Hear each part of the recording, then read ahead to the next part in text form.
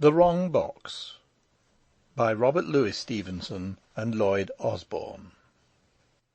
Chapter 8.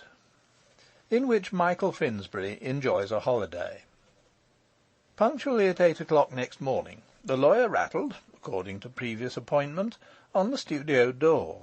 He found the artist sadly altered for the worse, bleached, bloodshot, and chalky, a man upon wires, the tail of his haggard eye still wandering to the closet. Nor was the professor of drawing less inclined to wonder at his friend. Michael was usually attired in the height of fashion, with a certain mercantile brilliancy, best described, perhaps, as stylish. Nor could anything be said against him as a rule, but he looked a trifle too like a wedding guest to be quite a gentleman. To-day he had fallen altogether from those heights.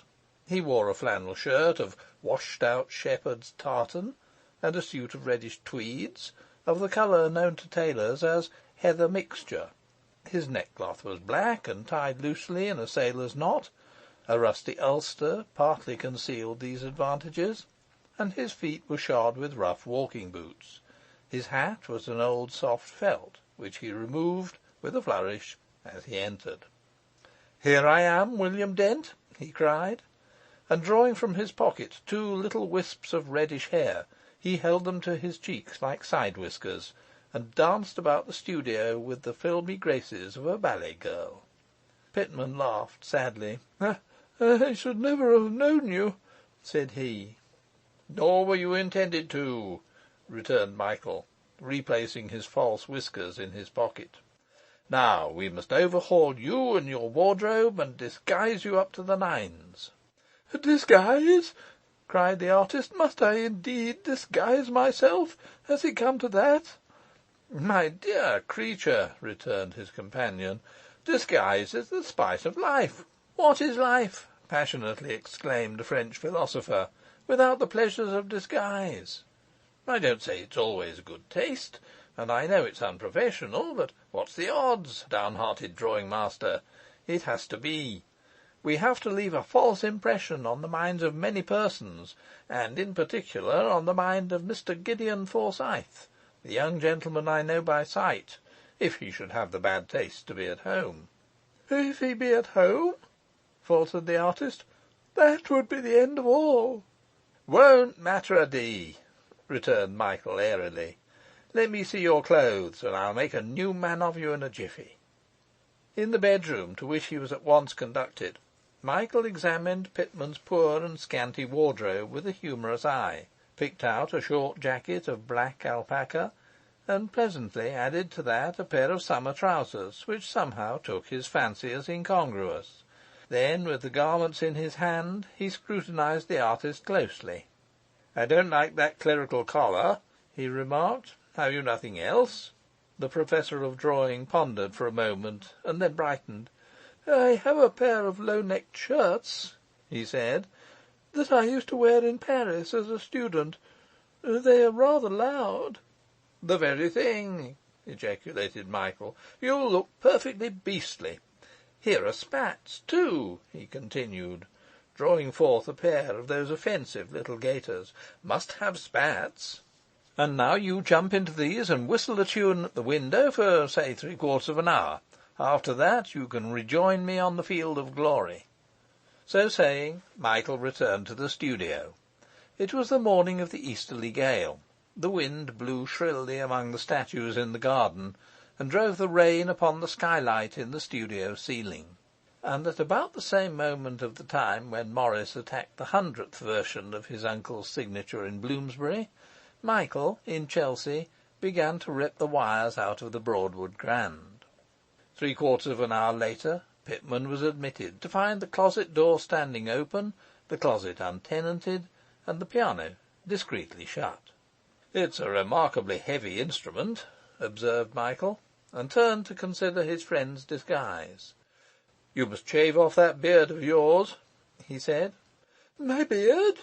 cried Pitman. "I cannot shave my beard. I cannot tamper with my appearance. My principals would object. They hold very strong views as to the appearance of the professors. Young ladies are considered so romantic. My beard was regarded as quite a feature when I went about the place. It was regarded," said the artist, with rising colour, "it was regarded as unbecoming." "You can let it grow again," returned Michael, "and then you'll be so precious ugly that they'll raise your salary." "But I don't want to be ugly," cried the artist. "Don't be an ass," said Michael, who hated beards, and was delighted to destroy one. "Off with it, like a man." "Of course, if you insist," said Pitman. And then he sighed, fetched some hot water from the kitchen, and, setting a glass upon his easel, first clipped his beard with scissors, and then shaved his chin. He could not conceal from himself, as he regarded the result, that his last claims to manhood had been sacrificed. But Michael seemed delighted. "A new man, I declare," he cried.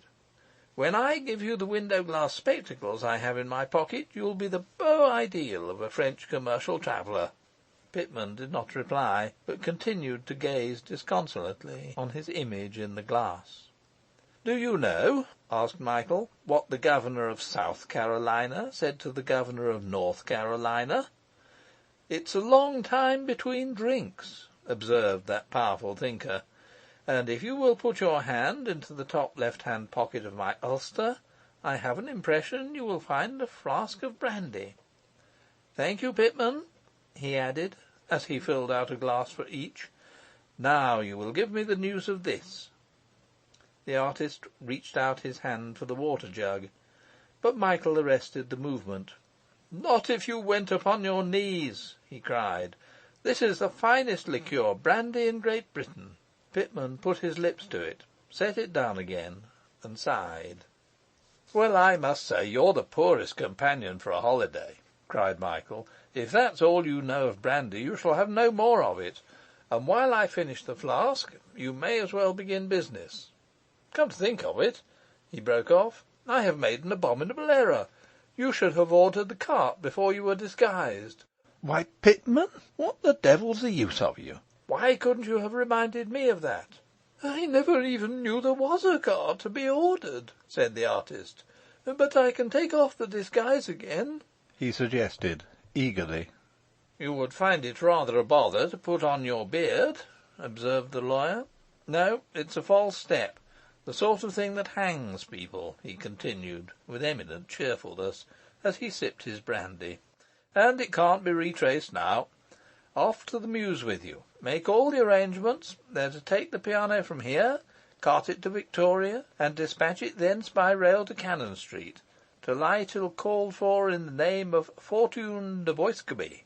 "Isn't that rather an awkward name?" pleaded Pitman. "Awkward!" cried Michael scornfully. "It would hang us both. Brown is both safer and easier to pronounce. Call it Brown." "I wish," said Pitman, "for my sake, I wish you wouldn't talk so much of hanging." "Talking about it's nothing, my boy," returned Michael. "But take your hat and be off, and mind and pay everything beforehand." Left to himself, the lawyer turned his attention for some time exclusively to the liqueur brandy, and his spirits, which had been pretty fair all morning, now prodigiously rose. He proceeded to adjust his whiskers finally before the glass. "Devilish rich," he remarked, as he contemplated his reflection. "I look like a purser's mate." And at that moment the window glass spectacles, which he had hitherto destined for Pitman, flashed into his mind. He put them on, and fell in love with the effect. "Just what I required," he said. "I wonder what I look like now. A humorous novelist, I should think." And he began to practise divers characters of walk, naming them to himself as he proceeded. Walk of a humorous novelist, but that would require an umbrella. Walk of a purser's mate. Walk of an Australian colonist, revisiting the scenes of childhood. Walk of Sepoy colonel, ditto, ditto. And in the midst of the Sepoy colonel, which was an excellent assumption, although inconsistent with the style of his make-up, his eye lighted on the piano. This instrument was made to lock, both at the top and at the keyboard, but the key of the latter had been mislaid. Michael opened it, and ran his fingers over the dun keys. "Fine instrument, full rich tone," he observed, and he drew in a seat. When Mr. Pitman returned to the studio, he was appalled to observe his guide, philosopher, and friend performing miracles of execution on the silent grand. "Heaven help me," thought the little man. "I fear he has been drinking. Mr. Finsbury," he said aloud, and Michael, without rising, turned upon him a countenance somewhat flushed, encircled with the bush of the red whiskers, and bestridden by the spectacles. "Capriccio in B flat on the departure of a friend," said he, continuing his noiseless evolution. Indignation awoke in the mind of Pitman. "Those spectacles were to be mine," he cried. "They are an essential part of my disguise." "I'm going to wear them myself," replied Michael, and he added, with some show of truth, "There would be a devil of a lot of suspicion aroused if we both wore spectacles." "Well," said the assenting Pitman, "I rather counted on them, but, of course, if you insist. And at any rate, here is the cart at the door." While the men were at work, Michael concealed himself in the closet among the debris of the barrel and the wires of the piano, and as soon as the coast was clear, the pair sallied forth by the lane, jumped into a hansom in the King's Road, and were driven rapidly towards town. It was still cold and raw and boisterous.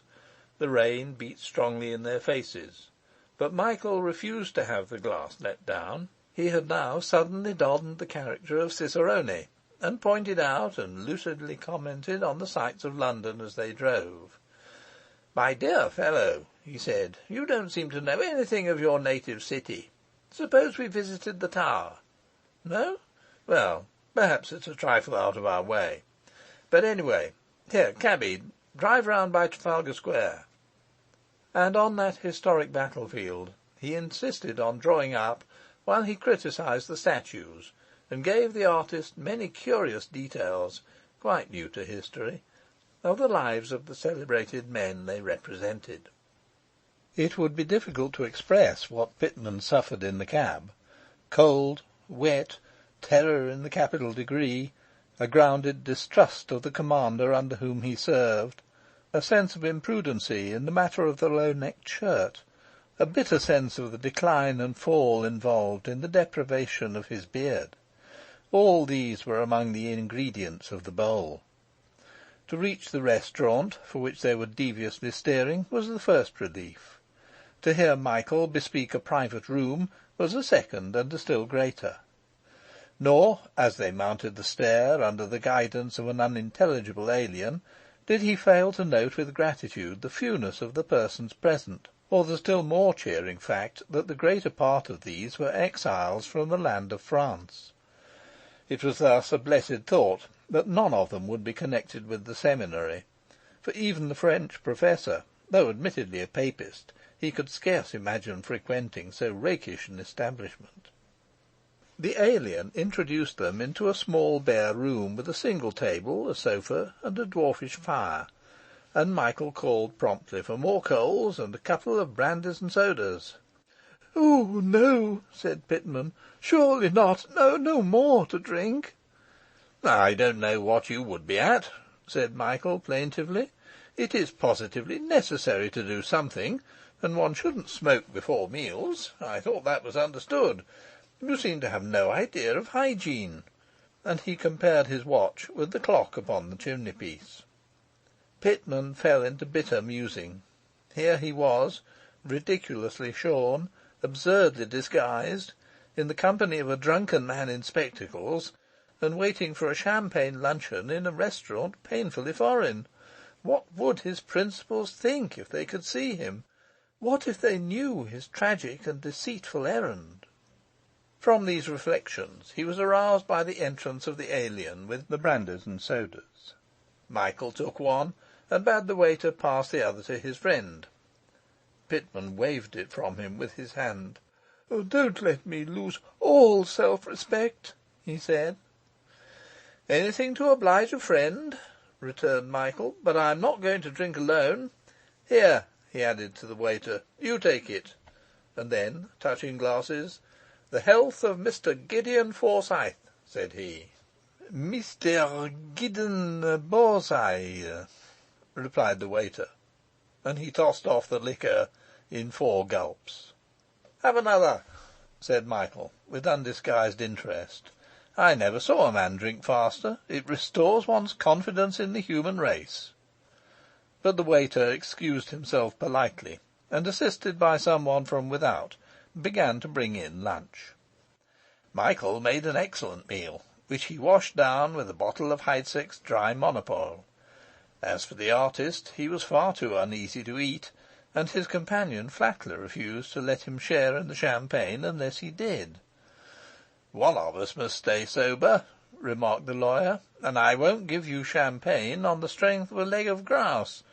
I have to be cautious," he added confidentially. "One drunken man, excellent business. 2 drunken men, all my eye." On the production of the coffee and departure of the waiter, Michael might have been observed to make portentous efforts after gravity of mien. He looked his friend in the face, one eye perhaps a trifle off, and addressed him thickly but severely. "Enough of this fooling," was his not inappropriate exordium. "To business. Mark me closely. I am an Australian. My name is John Dickson, though you mightn't think of it from my unassuming appearance. You will be relieved to hear that I am rich, sir, very rich. You can't go into this sort of thing too thoroughly, Pitman. The whole secret is preparation, and I can get up my biography from the beginning, and I can tell you now, only I have forgotten it." "Perhaps I'm stupid," began Pitman.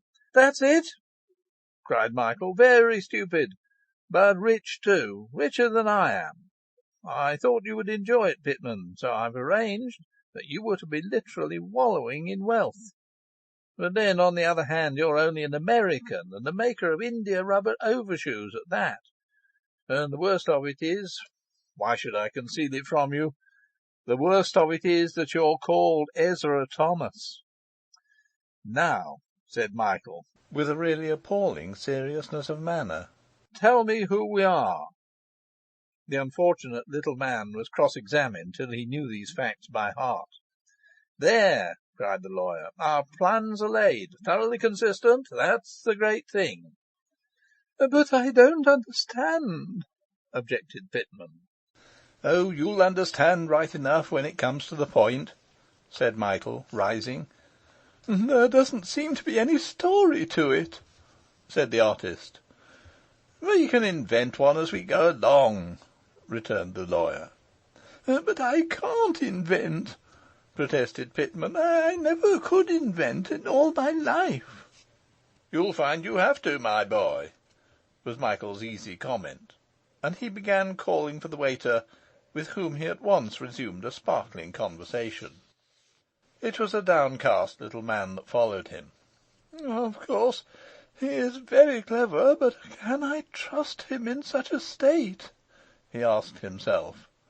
And when they were once more in a hansom, he took heart of grace. "Don't you think," he faltered, "it would be wiser, considering all things, to put this business off?" "Put off tomorrow what can be done today?" cried Michael with indignation. "Never heard of such a thing. Cheer up, it'll be all right. Go in and win. There's a lion-hearted Pitman." At Cannon Street they inquired for Mr. Brown's piano, which had duly arrived, drove thence to a neighbouring mews, where they contracted for a cart, and while that was being got ready, took shelter in the harness room beside the stove. Here the lawyer presently toppled against the wall, and fell into a gentle slumber, so that Pitman found himself launched on his own resources in the midst of several staring loafers, such as love to spend unprofitable days about a stable. "Rough day, sir," observed one. "Do you go far?" "Yes, it is rather a rough day," said the artist. and then, feeling that he must change the conversation, my friend is an Australian. He is very impulsive," he added. "An Australian?" said the other. "I've a brother myself in Melbourne. Does your friend come from that way at all?" "No, not exactly," replied the artist, whose ideas of the geography of New Holland were a little scattered. He lives immensely far inland, and is very rich." The loafers gazed with great respect upon the slumbering colonist. "Well," remarked the second speaker, "it's a mighty big place, is Australia.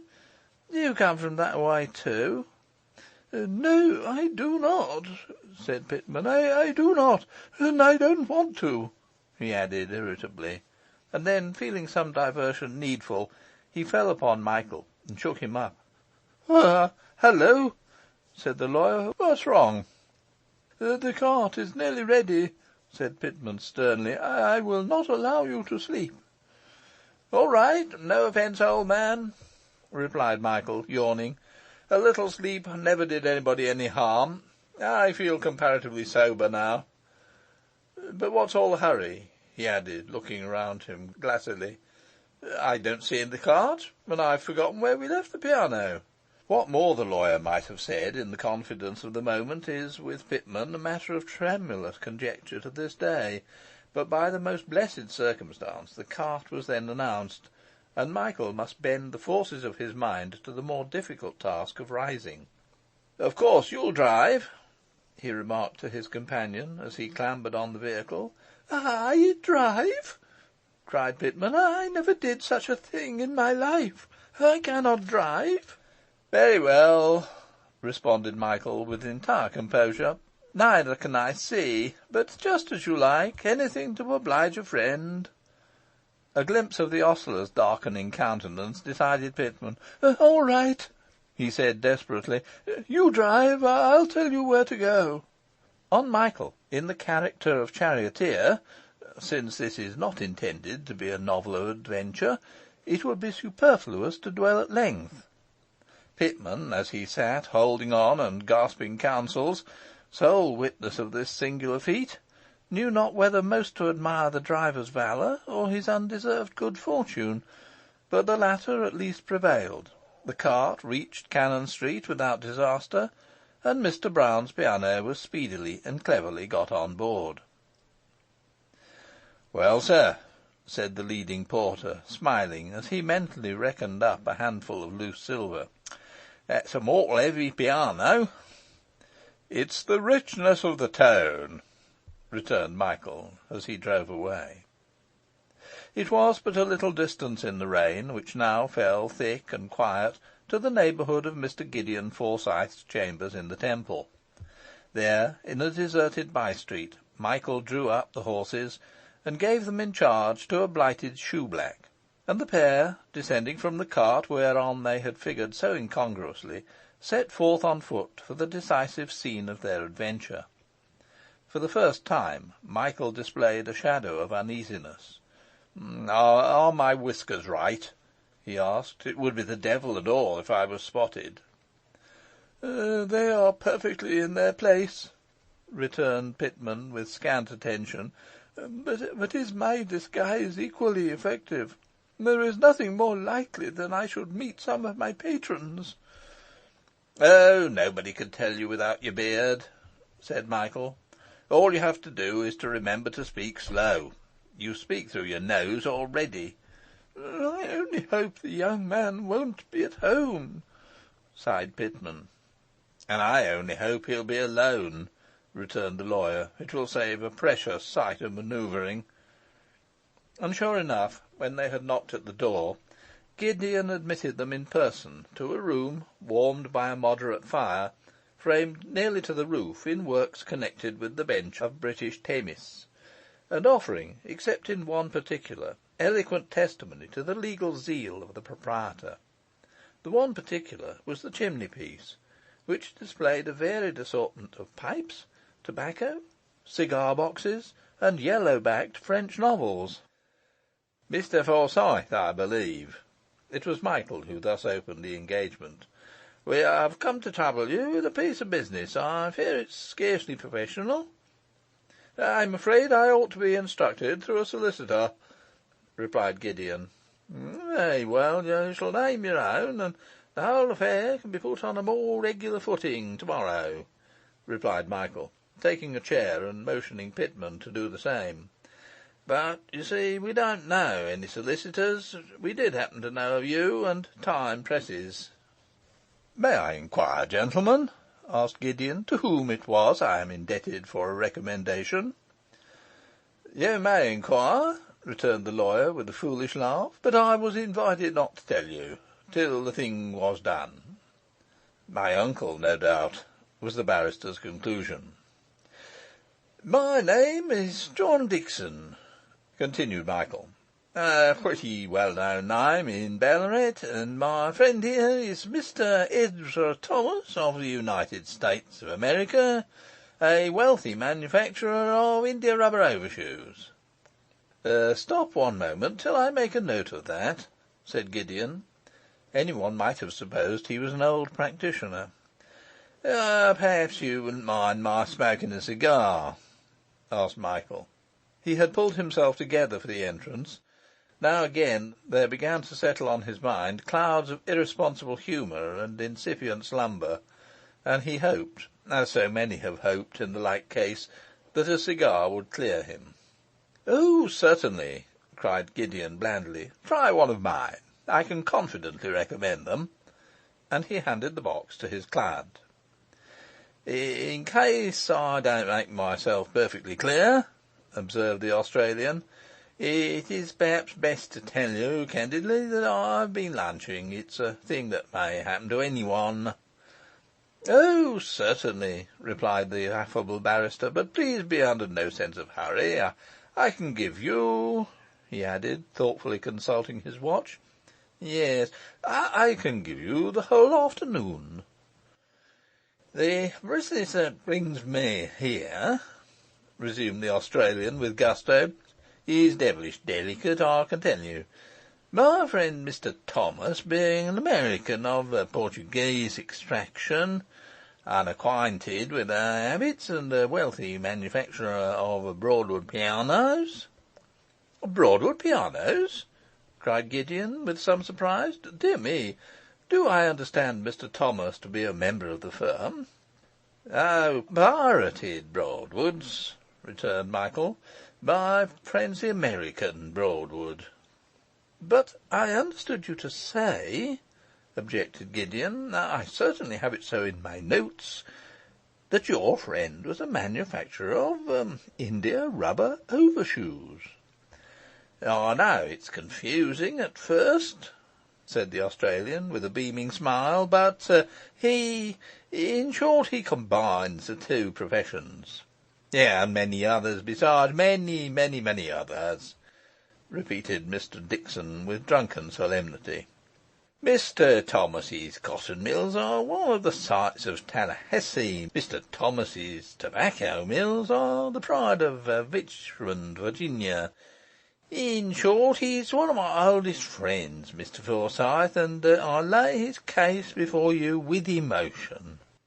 The barrister looked at Mr. Thomas, and was agreeably prepossessed by his open, although nervous countenance, and the simplicity and timidity of his manner. What a people are these Americans, he thought. Look at this nervous, weedy, simple little bird in a low-necked shirt, and think of him wielding and directing interests so extended and seemingly incongruous.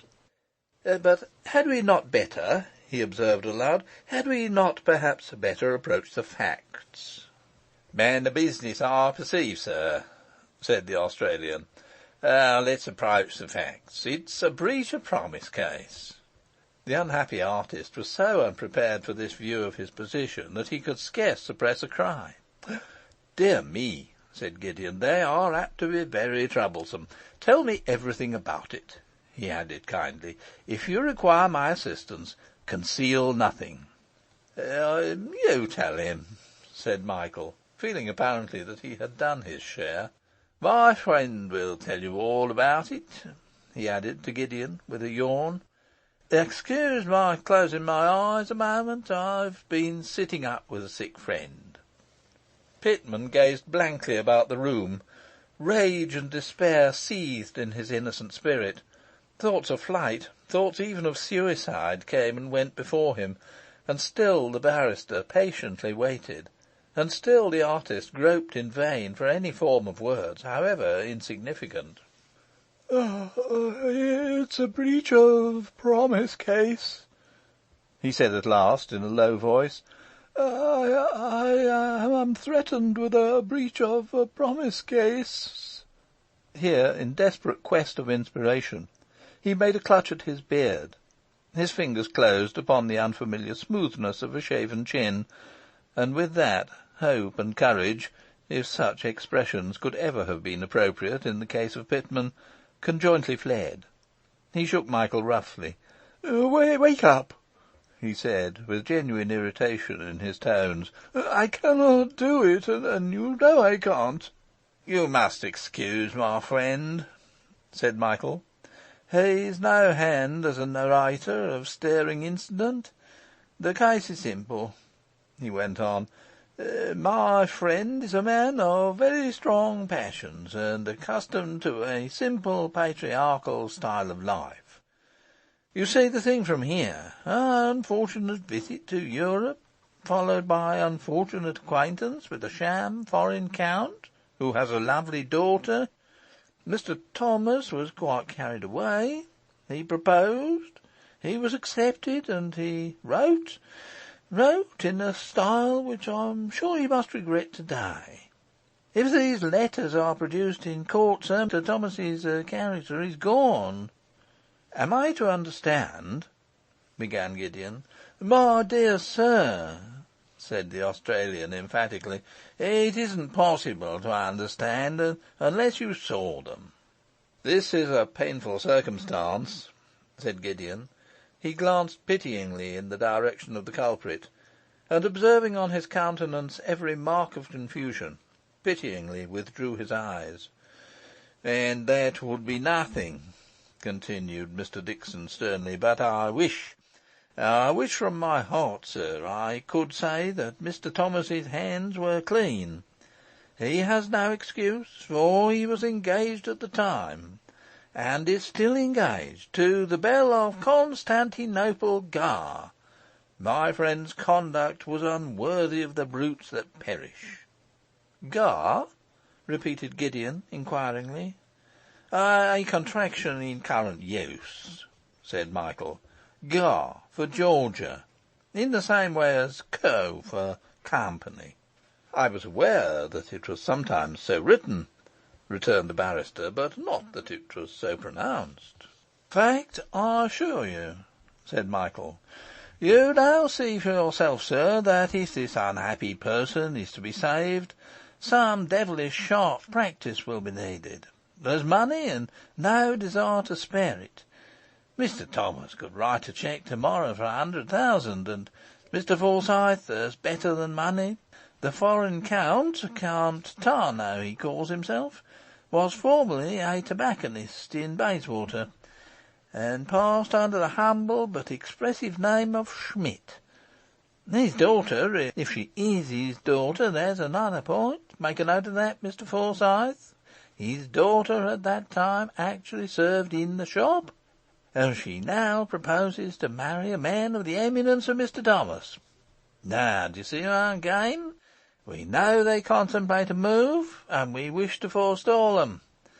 Down you go to Hampton Court, where they live, and threaten or bribe or both until you get the letters. If you can't, God help us, we must go to court, and Thomas must be exposed. I'll be done with him for one," added the unchivalrous friend.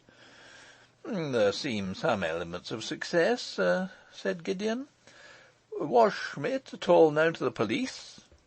"We hope so," said Michael. "We have every ground to think so. Mark the neighbourhood. Bayswater. Doesn't Bayswater occur to you as very suggestive?" For perhaps the sixth time during this remarkable interview, Gideon wondered if he were not becoming light-headed. "I suppose it's just because he's been lunching," he thought, and then added aloud, "To what figure may I go?" "Perhaps 5,000 would be enough for to-day," said Michael. "Now, sir, do not let me detain you any longer. The afternoon wears on. There are plenty of trains to Hampton Court, and I needn't try to describe to you the impatience of my friend. Here is a £5 note for current expenses, and here is the address." And Michael began to write, paused, tore up the paper, and put the pieces in his pocket. "I will dictate," he said. "My writing is so uncertain." Gideon took down the address: Count Tarnow, Cornwall Villa, Hampton Court. Then he wrote something else on a sheet of paper. "You said you had not chosen a solicitor," he said. "For a case of this sort, here is the best man in London." And he handed the paper to Michael. "God bless me!" ejaculated Michael, as he read his own address. "Oh, I dare say you have seen his name connected with some rather painful cases," said Gideon. "But he is himself a perfectly honest man, and his capacity is recognized. And now, gentlemen, it only remains for me to ask where I shall communicate with you." "The Langham, of course," returned Michael. "Till to-night," replied Gideon, smiling. "I suppose I may knock you up at a late hour?" "Any hour, any hour," cried the vanishing solicitor. "Now there's a young fellow with a head on his shoulders," he said to Pitman, as soon as they were in the street. Pitman was indistinctly heard to murmur, "Perfect fool." "Not a bit of him," returned Michael. "He knows who's the best solicitor in London, and it's not every man can say the same. But I say, didn't I pitch it hot?" Pitman returned no answer. "Hullo!" said the lawyer, pausing. "What's wrong with the long-suffering Pitman?" "You had no right to speak of me as you did," the artist broke out. "Your language was perfectly unjustifiable. You have wounded me deeply." "I never said a word about you," replied Michael. "I spoke of Ezra Thomas, and do please remember that there's no such party." "It's just as hard to bear," said the artist.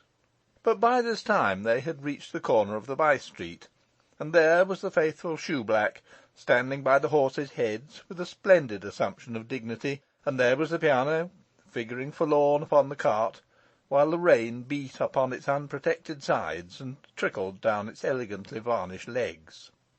The shoeblack was again put in requisition to bring 5 or 6 strong fellows from the neighbouring public house, and the last battle of the campaign opened. It is probable that Mr. Gideon Forsyth had not yet taken his seat in the train for Hampton Court before Michael opened the door of the chambers, and the grunting porters deposited the Broadwood Grand in the middle of the floor. "And now," said the lawyer, after he had sent the men about their business, "one more precaution. We must leave him the key of the piano, and we must contrive that he shall find it. Let me see." And he built a square tower of cigars upon the top of the instrument, and dropped the key into the middle. "Oh, poor young man," said the artist, as they descended the stairs. "He's in the devil of a position," assented Michael drily. "It'll brace him up." "And that reminds me," observed the excellent Pitman, "that I fear I displayed a most ungrateful temper. I had no right, I see, to resent expressions, wounding as they were, which were in no sense directed." "That's all right," cried Michael, getting on the cart. "Not a word more, Pitman. Very proper feeling on your part.